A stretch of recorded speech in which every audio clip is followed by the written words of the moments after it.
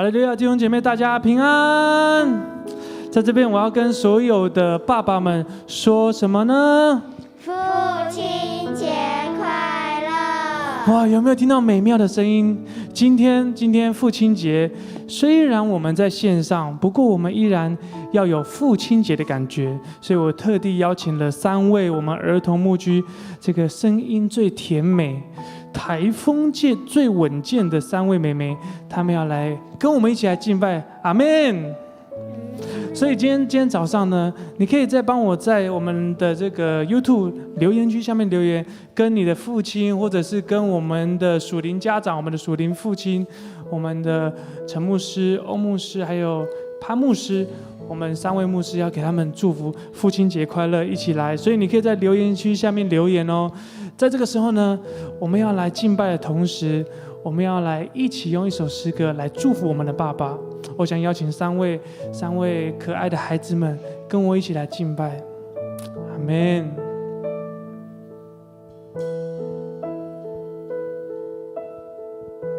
我们一起来唱哦。我若向耶稣叩天上门，他就闭了一开门。我若向耶稣献上我祷告，他闭了一听我。是的，我们的神乐意听我们祷告。他是我天父，我是他儿女，他是真爱我。在留言区给我们的孩子祝福一下好不好？他是我牧人，我是他小羊，只听主话语。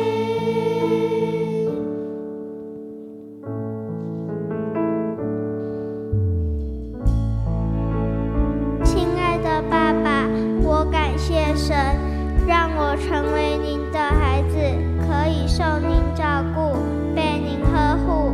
我也感谢神，因为有你的爱护，我也能认识天父。在您的身上，我才明白天父是如此的爱我。亲爱的爸爸，因为你的伟大，成就天父的浩瀚；因为你的勤奋，成就天父的旨意；因为你的无私，成就天父的广阔；因为你的爱，成就天父在我身上的爱。亲爱的爸爸，今天是你的日子。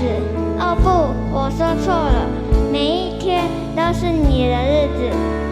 让我学习从今天开始，天天都大声地对你说：爸爸，我爱你，父亲节快乐！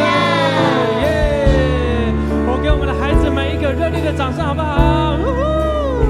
如果你觉得他可爱的，在留言区帮我留言。孩子们太可爱了哈！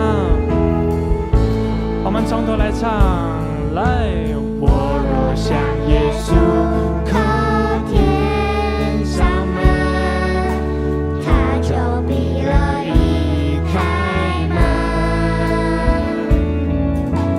我若向耶稣献上我祷告，他闭了一听我。我们一起来唱，来。他是我天父，我是他儿女。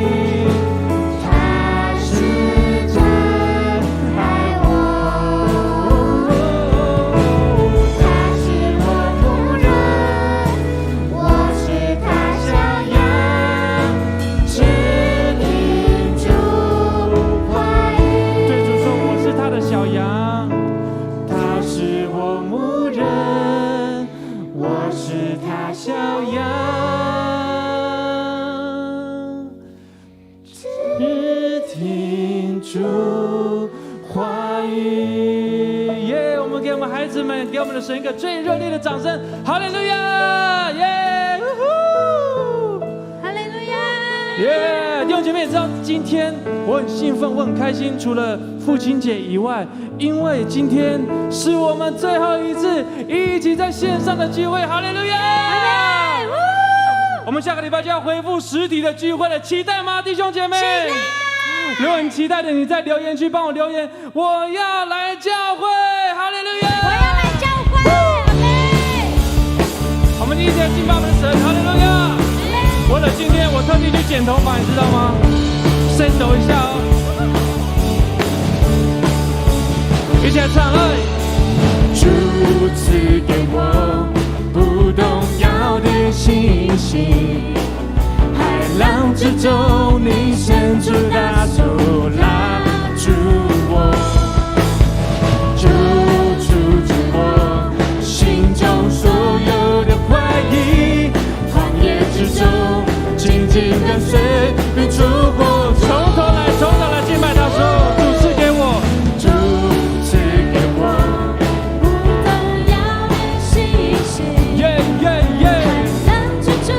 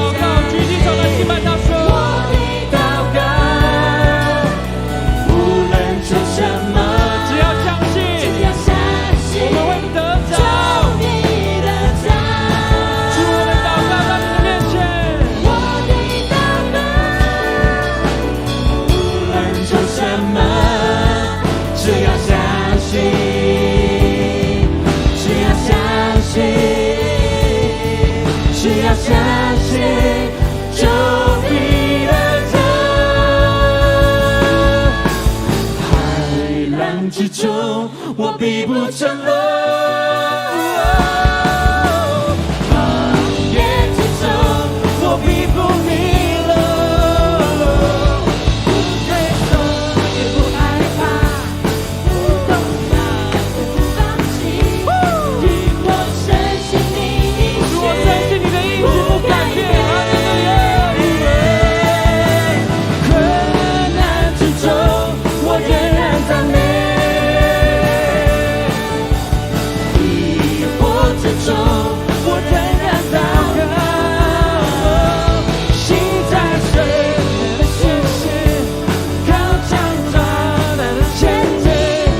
我的神在前面为我征战。我们要说主，我们要行在水面上，心在水的信心，靠强壮的前进。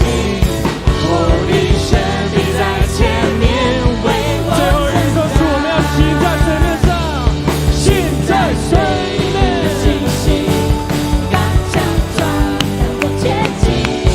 我的神必在前面为我征战。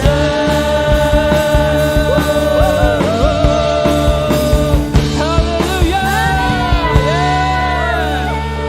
哈利路亚。弟兄姐妹，这个时候我们来做一个祷告，我们感谢神，我们感谢神，我们的天父，他每一天每一时刻都看顾着我们。他给我们最棒的恩典，就是最大的祝福，就是我们在经过2个半月、将近3个月的时间，我们终于可以恢复实体的聚会。我们为着你想得到的事情，跟天父、跟我们的父亲做最大的感谢的祷告。数到3，我们一起来祷告：1、2、3，哈利路亚！是的，主耶稣，主，我们向你献上的感谢。主啊，你是帮助我们的神，主你掌管在疫情上面，主你掌管疫情，以至于我们可以恢复到实体的聚会。主，即便是还是有一些限制，但是我们相信这已经是一个最大的祝福和恩典。主，我们要继续不断坚定的跟你来祷告。哈利路亚，耶稣，我们赞美你。哈利路亚，西里格拉，里格拉，里格拉，西里格拉，没有，西里格拉，西里格拉。我们用这首歌来敬拜我们的神，我们的神是帮助我们的神，我们的神需要我们全然的信靠他。哈利路亚！让我们一同来敬拜他，说：让我们，你爱使我苏醒，重新来过，深切渴望能活在你手中，生命跟随你跳动，梦想因你而启动，所有一切交给你，毫无保留。你的爱是我，你爱是我苏醒，重新来过，深切渴望能活在你手中，生命跟随你跳动，梦想因你而启动，所有一切交给你，毫无保留。就让我为你而活，让我为你而站立。是的，永不放弃，像你爱我，让我为你前进。我其实是你赎回，如今单单属于你，活出你旨意的生命，改变世界。在这首让我为你而活，让我为你而站立，永不放弃，像你爱我，让我为你。就在这个特别的节日，我们要说主，你让我们为你而活，让我们的生命为你而活。哈利路亚！活出你旨意的生命，改变世界，为你转动。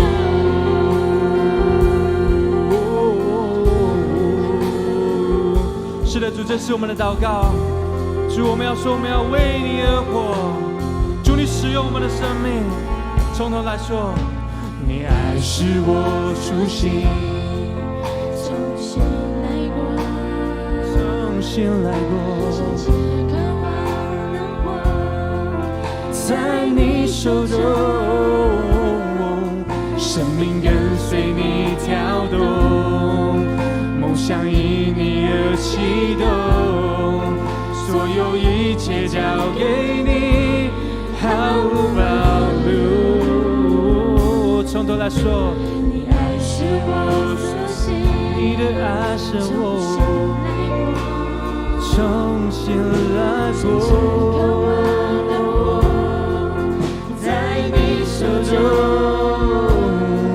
生命跟随你跳动，梦想因你而启主，我们的梦想要因你而启动。一切交给你，主，我们要说，毫无保留。让我为你而活，让我为你而活，让我为你而站立，永不放弃。像你爱我，让我为你前进。主你的爱，我既牺牲你赎回，如今单单属于你，活出你旨意的生命，改变世更多的敬拜他说，让我为你而活，让我为你而站立，不放弃。像你爱我，让我为你前进。我既牺牲你赎回，如今单单属于你，活出你旨意的生命，改变世界为你。一起来做转动。我转动的梦想，实现着希望。我已看见永恒的光芒，光芒在我心上，在世界绽放，让我为你照亮。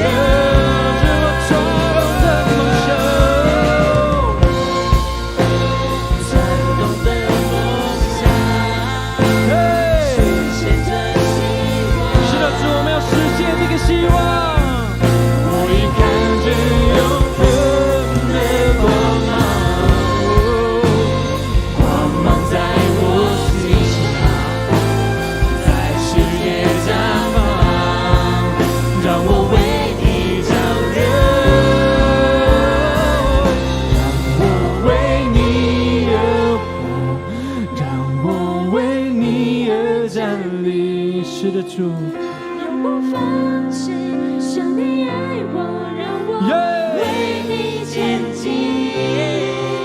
我既牺牲你赎回，如今单单属于你，活出你旨意的生命。是的，主，这是我们的祷告，说，让我为你而活，我为你而站立，永不放弃。像你爱我，让我为你前进。我既牺牲你赎回，如今单单属于你，活出你旨意的生命，改变世对你说，活出你的旨意，活出你旨意的生命。再次说出，我要活出你的旨意，活出你旨意的生命，改变世界为你转动，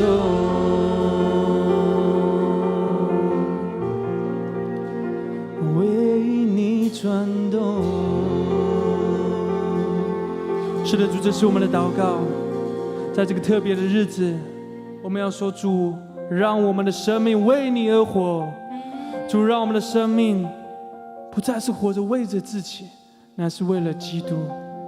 哈利路亚！主，我们将以下的时间仰望交托在神你的手中。主你亲自掌权在以下的聚会，祷告感谢奉耶稣基督得胜的名，阿门，哈利路亚。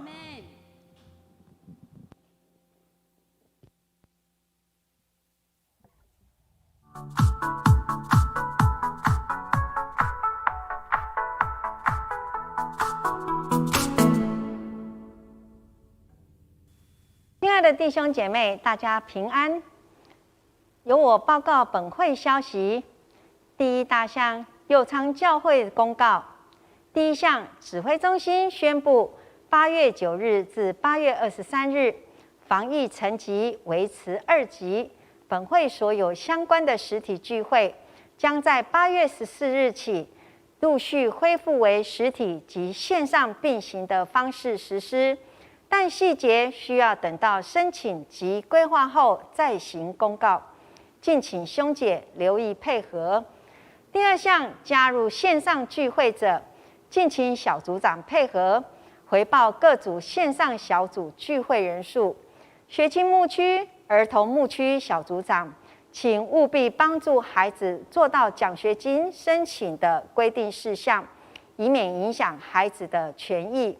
第三项，疫情期间，敬请兄姐善尽上帝儿女的本分，尽力做到聚会不停止，祷告不停止，传道不停止，行善不停止，奉献不停止。第四项，教会鼓励兄姐利用各种方便的方式来奉献。有 A 线上聚会者，各项奉献袋可以自己集中，每月1次拿到办公室奉献。B 参加小组的兄姐，小组长若方便，可协助代收及代转。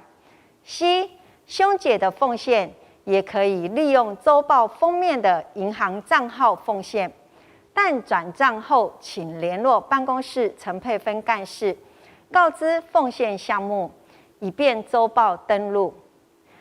第五项，在疫情中，求主保守我们的心胜过一切，小心防范，但不要惧怕。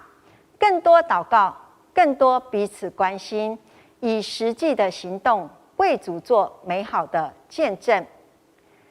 第二项，本会定于本主日下午3点半在教会3楼会议室召开小会，敬请全体小会员出席参加。第三项，小会公告接纳沈银山姐妹的成人会籍，由高雄中会负责教会转入本会，愿神赐福。第四，本会有录制第2集赞美操影片，放在教会的 YouTube 频道上，让兄姐在家也能用肢体一起赞美神，欢迎大家上网观看。第五项，本会为庆祝社教70周年，举办右昌教会设立70周年 logo 设计甄选及歌曲创作甄选，欢迎有这方面专业的兄姐踊跃报名参加。详细报名表请洽办公室索取。第六，幸福小组全球线上研习会定于10月2日到10月23日，总共4个礼拜六，在上午9点半到下午4点举办，费用为1200元。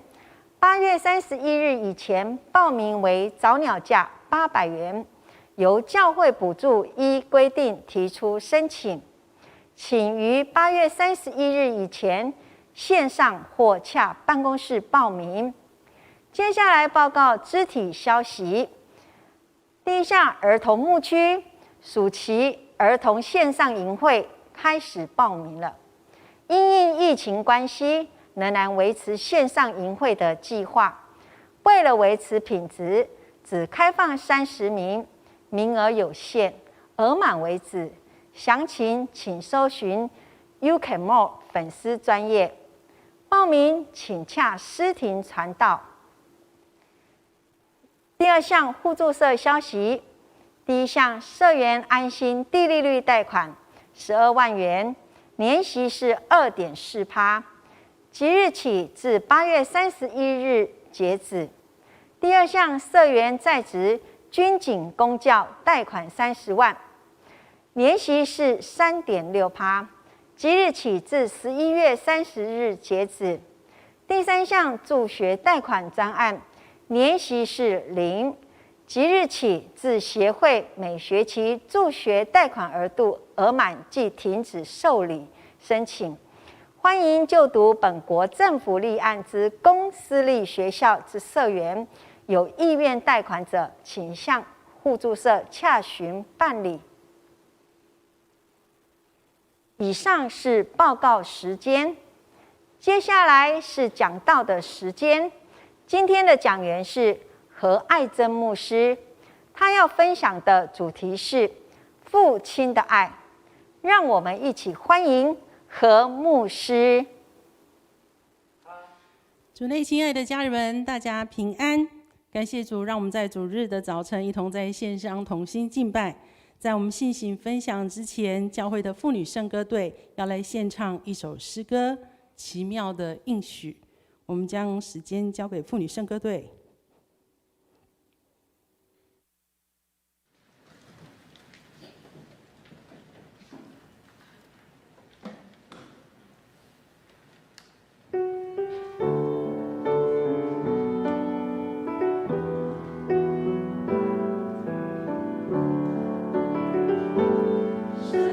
世上海阔，我是奇妙应许，他们有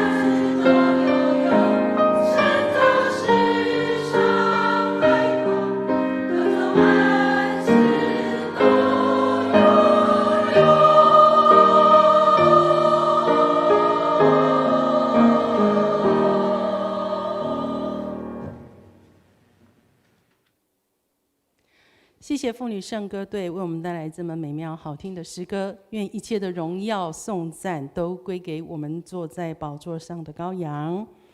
我们同心来领受上帝的话。经文路加福音第15章11到24节。路加福音15章11到24节，让我们一起来看今天所要读的经文，由我来攻读。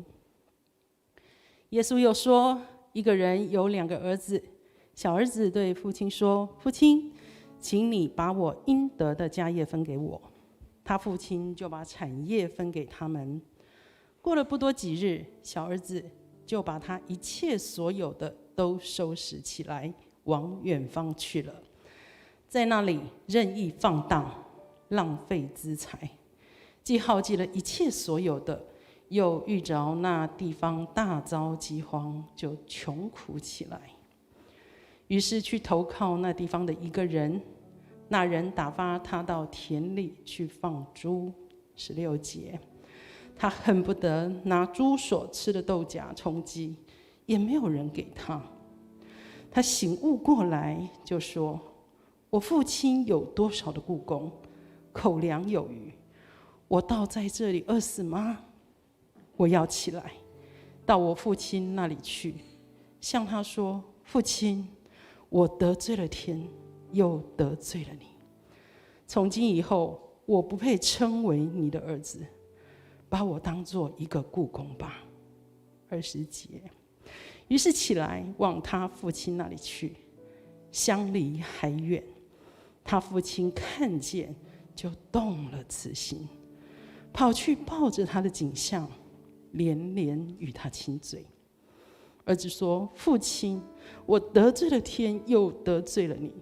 从今以后，我不配称为你的儿子。”父亲却吩咐仆人说：“把那上好的袍子快拿出来给他穿，把戒指戴在他指头上，把鞋穿在他脚上，把那肥牛犊牵来宰了，我们可以吃喝快乐。因为我这个儿子是死而复活，失而又得的。”他们就快乐起来。圣经读到这里，愿上帝的话成为我们随时的帮助。今天是属于每一位爸爸们的大日子，1年1度的父亲节。在此，我要祝福所有线上在我们当中一起参与主日礼拜的爸爸们，以及爷爷、外公这些弟兄们，祝你们父亲节快乐，身体健康，灵魂兴盛。或许在我们当中也有一些弟兄姐妹们的父亲已经不在了，在父亲节的这一天，我想也成为我们思念自己的父亲，对父亲一生辛劳，对家庭、对家人的爱，回顾感恩的时刻。在传统的家庭当中，父亲的爱通常是一种隐藏的爱。倘若我们没有认真去观察，倘若我们没有仔细去思想，就很容易去忽略了父亲在家庭当中所付出的辛苦。今天是父亲节的主日，牧师并不是要用这些话来对为人父亲的弟兄们来歌功颂德，反而是要提醒我们这些为人子女的，我们当思想我们自己的父亲过去的日子，在家庭当中他所做所付出的。在父亲节的这一天，好不好找一个时间，好好的来向我们的父亲来致意，来表达感谢。在我们今天所读的这个路加福音15章是我们相当熟悉的经文，就是浪子回头的故事。透过这个故事，我们要来看我们在天上的父亲是怎么样疼惜属他的儿女。因此，今天我用父亲的爱这个主题来跟大家一起来分享，一起勉励。在路加福音的第15章11到12节，他是这样记载：他说有一个人，他有2个儿子，小儿子对父亲说：“父亲，请你把我应得的家业分给我。”他的父亲就把产业分给他们。首先，我们看到的是这个父亲的爱与宽容。这个父亲是爱小儿子的，他其实是非常舍不得小儿子离家，但是父亲呢，却有一个愿意成全这个小儿子的想法，让他去外面磨练，给他机会去外面试试看，闯一闯。不管这个小儿子他最终是会成功，或者是经历到失败，或者也有可能他会遭受朋友的欺骗，甚至满身受伤回来。我们看到父亲的爱就是这个样子，愿意给他的孩子机会，接受磨练和成长的机会。或许这个父亲真的很了解他自己孩子的个性，也可能知道从小到大这个孩子啊，他一直是一个养尊处优的孩子，所有的事情呢，都是他的父母亲帮他安排好、打点好、处理妥当。他从来不需要烦恼，他只要茶来伸手，饭来张口，可以说是一个标准的靠爸族、靠妈族的小少爷。所以父亲愿意成全，愿意帮助这个小儿子，让他有机会来成长，甚至磨练他。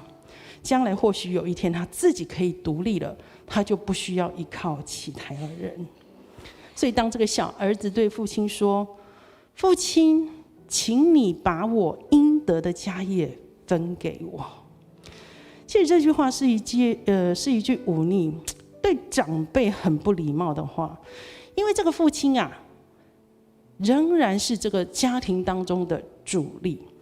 他没有年纪老到他必须要依靠他自己的孩子来耕种或是来经营整个家业，而且按当时犹太人的这个规矩，父亲若是还没有过世，也就没有所谓的分财产，也没有所谓的按手祝福。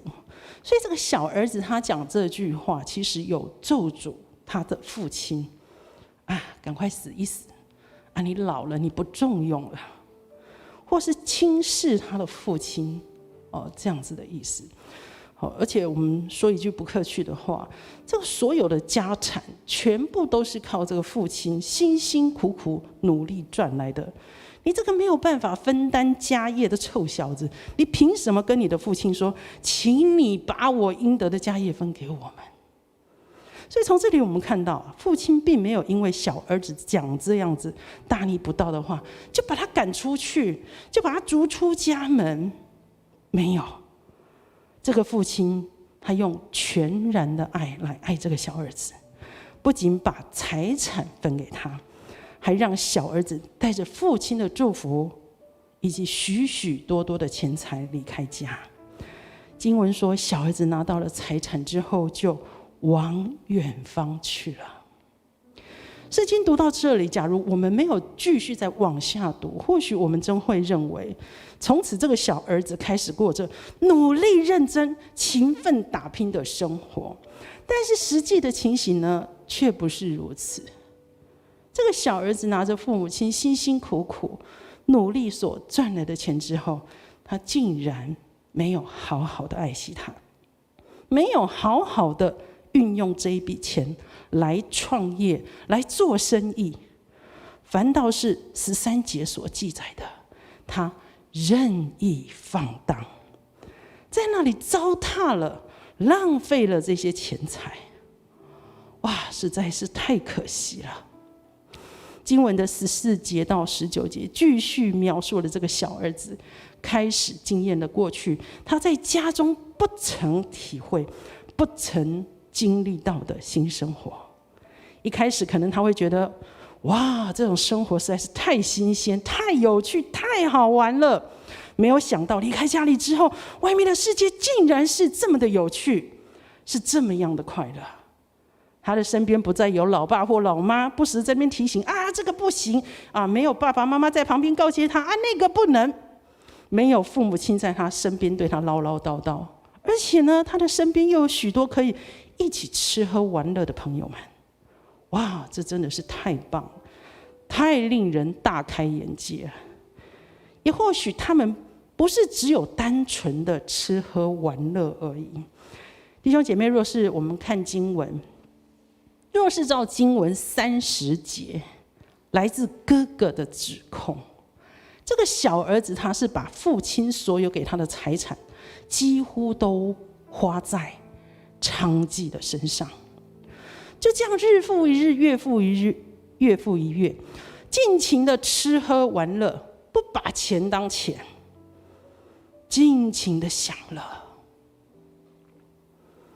不知道过了多久，直到有一天，哇，他突然意识到，糟糕啊！身边所有的钱竟然在不知不觉当中都花完了。更糟糕的是，他又遇到那个地方前所未有大饥荒。他其实是一个很聪明的一个人哦，他的脑筋就突然一闪，他想到以前有那些跟他一起吃吃喝喝的那些朋友，所以他想说去找那些朋友来帮助他，来接济他。毕竟之前跟这些哥们感情也算是挺不错的嘛。但是没有想到，当小儿子向他这些朋友在开口求援的时候，他才发现，那些以前在他的身边跟着他一起吃喝玩乐的朋友，根本不是真心诚意，不是那种生命之交、西中兼外贴的好朋友。之前所认识的这些朋友，其实都是看上他是一个有钱的少爷，看在他花钱，哇，好海派，手好阔绰，就这样子花钱。之所以会跟这个小儿子当朋友，是想要从他的身上捞一点油水，得到一些好处的酒肉朋友。当他有钱可以花，有好康的时候，就跟他称兄道弟做朋友。小儿子突然顿悟，原来社会竟然是如此的现实，原来经常在他身边的这群朋友都是假的。当他在走投无路的时候，没有一个人能够帮助他。当他在走投无路的时候，他是透过别人的介绍，得到他生命中头一份正当的工作。这份工作是他自己用双手努力所做的工作，就是在田里养猪。当他肚子饿，没有东西吃的时候，经文说他恨不得拿猪所吃的豆荚来充饥。亲爱的家人，想想看，一个堂堂的少爷，竟然沦落到这般的地步，真是令人不胜唏嘘呀！也正是在这个人生荡到谷底之时，他开始回想过去在自己的家，父母亲对他的爱与教导。他开始回想、反省自己的所作所为。在反省中，他醒悟过来，这个小儿子的心思意念彻底悔改，彻底改变了。亲爱的家人，醒悟就是他很深入的进入到自己的里面，去反省，去悔改，去告别过去，而且开始一个新的生活。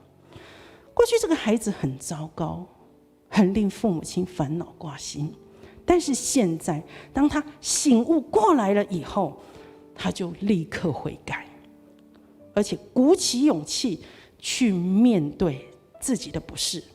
虽然他的内心很想立刻就飞奔回去自己的家，但是他不敢，他觉得他没有脸用儿子的身份去面对他的父亲。当时他是风风光光的出门，但现在却没有光荣成功的归来。不仅如此，还败光了所有向父亲争取而来的家产。这一次的回家，他是抱着要回去做长工，要去做雇工、做仆人的心志回去的。小儿子用他所有分得的财产，付出学习成长的代价，也让他见识到这个社会残酷的现实面。内心深沉的悔改带出他的行动。18节，他说：“我要起来，到我父亲那里去，向他说：父亲，我得罪了天，又得罪了你。从今以后，我不配称为你的儿子，把我当做一个雇工吧。”小儿子他醒悟后，他带出来的行动就是起来。起来了之后，就回到父亲那里去。他去跟父亲悔改，求赦免，因为他知道过去的他所犯的这些错，他对不起父亲，他忤逆长辈，他想恳求父亲来原谅他，赦免他所做的这一切的错事。在今天的社会，充斥许多的败坏、道德沦丧、家庭亲子关系失和的情形。从圣经中，我们看到这一位伤心的父亲如何挽回自己的儿子。20节，相离还远，他父亲看见就动了慈心，跑去抱着他的颈项，连连与他亲嘴。这个父亲很有可能从这个小儿子离开家之后，每一天都等待孩子回来。父亲就是不断的等待，他的心里一直在想：孩子啊，你在哪里？赶快回来吧。我们台湾人、华人通常都比较内敛，比较保守，比较不轻易说出“我爱你”这句话。所以通常很多父母亲都是用行动来表达他爱自己的儿女。我爱你这句话很难说出口，但是如果我们细心一点，不难发现，我们的周围，在我们的生活中，其实充满许多父母亲对儿女爱的记号。只是有的时候，我们可能不是用正向的方面讲，我们是用负面的方式来表达。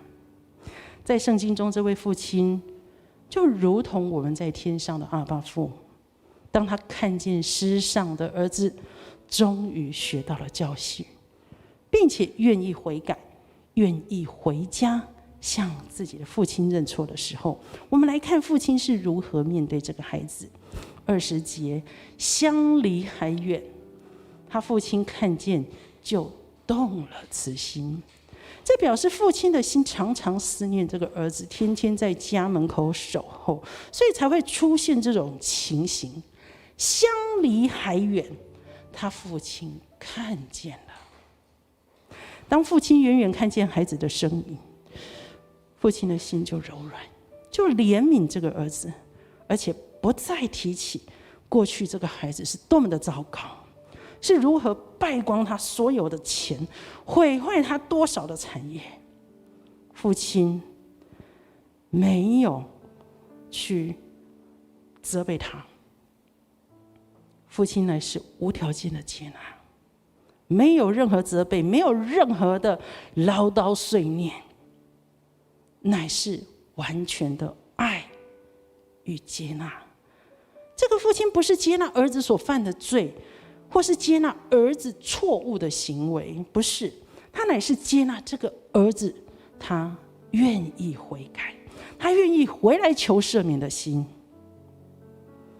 父亲要重新恢复他儿子的身份，父亲要重新以这个小儿子来建立那个父子之间美好的感情。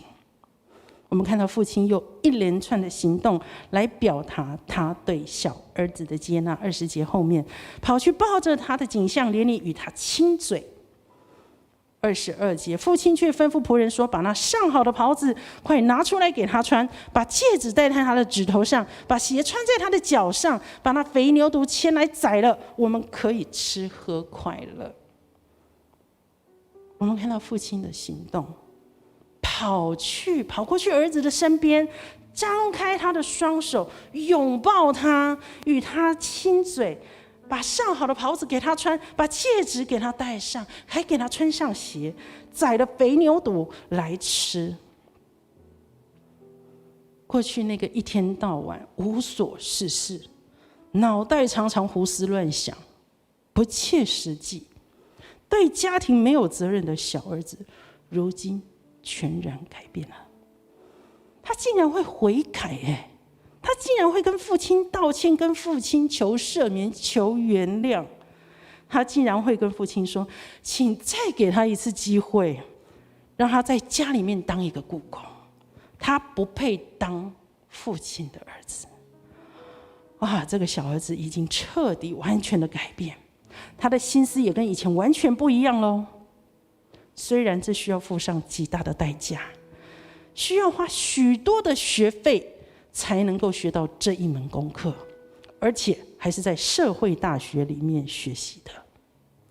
不过这一切都是值得的，因为这个父亲得到了一个全新的小儿子。亲爱的家人们，父亲的爱永远不放弃自己的孩子。有一句话说，就算是拉里头，也是自己的孩子好。不管过去这个孩子的光景是如何，父亲永远在远远的地方，在他所看得到的地方，就是默默的等候。他等候他的孩子悔改、回转、回头。当孩子悔改回头的时候，他没有任何的责骂，没有任何的取笑，还有冷嘲热讽。父亲就是安静的等候孩子重新回到他的身边。亲爱的弟兄姐妹，有时候我们就像这个小儿子一样，我们爱世界胜过爱我们的阿爸天父。我们爱玩，出去旅游，线上游戏胜过敬拜上帝。我们的价值观，我们的心思意念，就好像这个小儿子一样。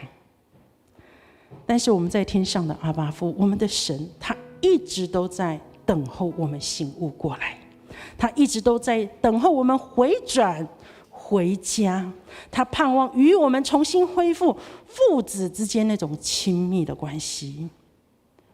在父亲节的主日，盼望这一段经文让我们再次思想天上的父神对我们的爱。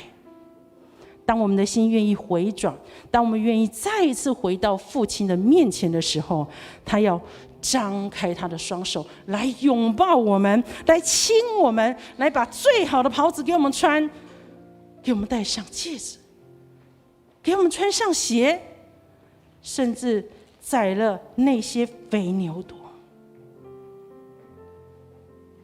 用这样的方式来庆祝我们属灵的生命死而复活，失而又得。这个时候让我们一起来开口，我们一起同声来敬拜。哈利路亚，弟兄姐妹，这时候我们来回应神在我们身上的爱。我们用这首歌来回应主对我们的爱，一起说：你爱使我苏醒，重新来过，深切渴望能活在你手中，生命跟随你跳动，梦想因你而启动，所有一切交给你，毫无保留。从头来唱。你爱使我苏醒，重新来过，深切渴望能活在你手中，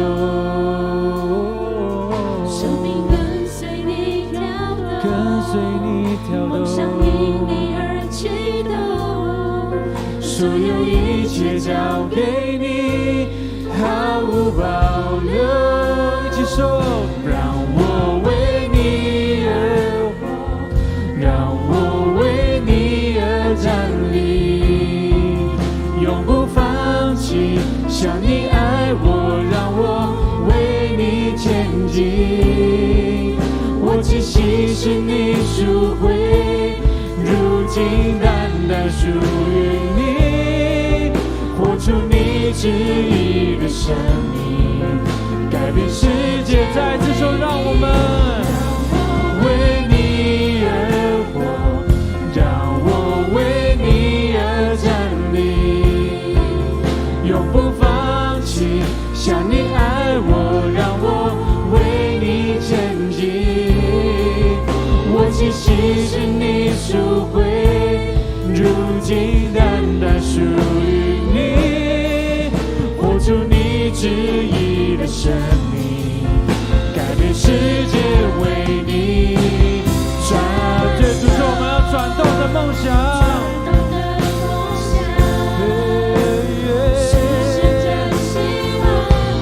我们已看见，我已看见永恒的光芒，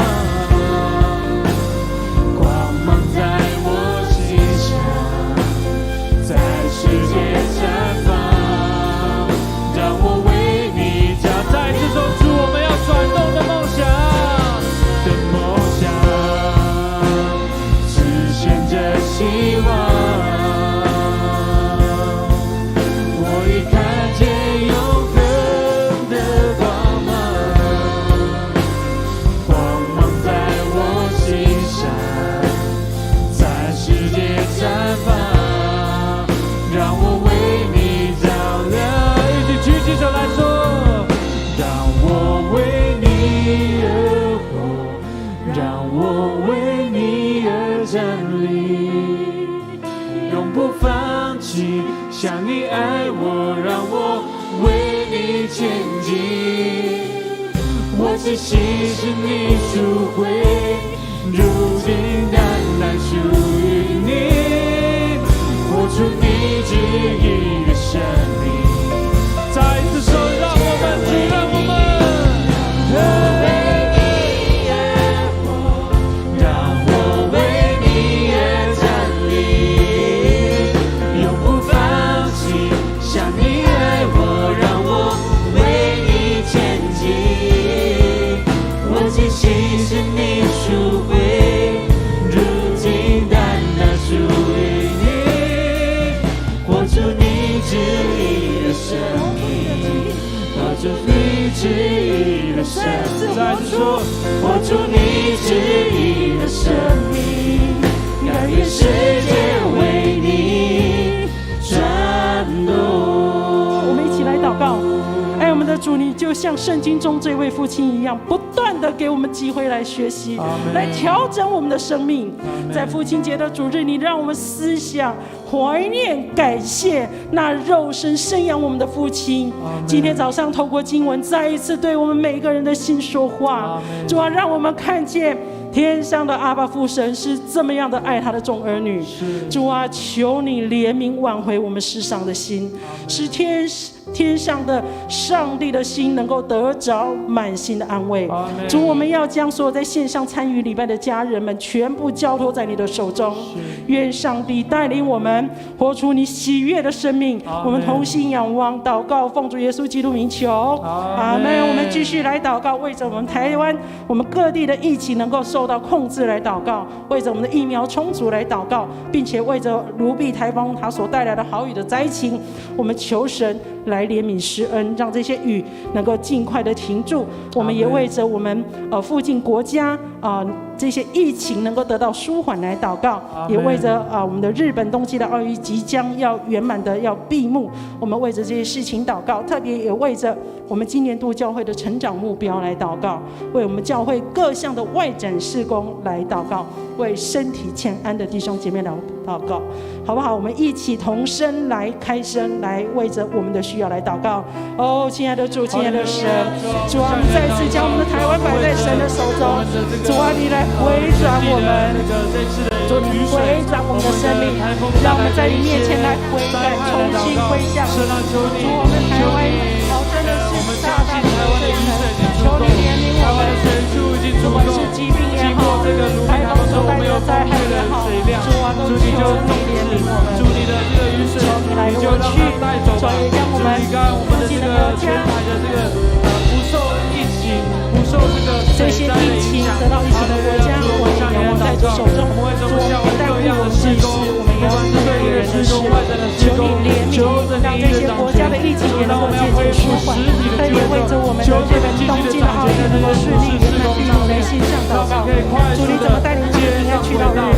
照样带领这些选手平安的回到自己的国家当中。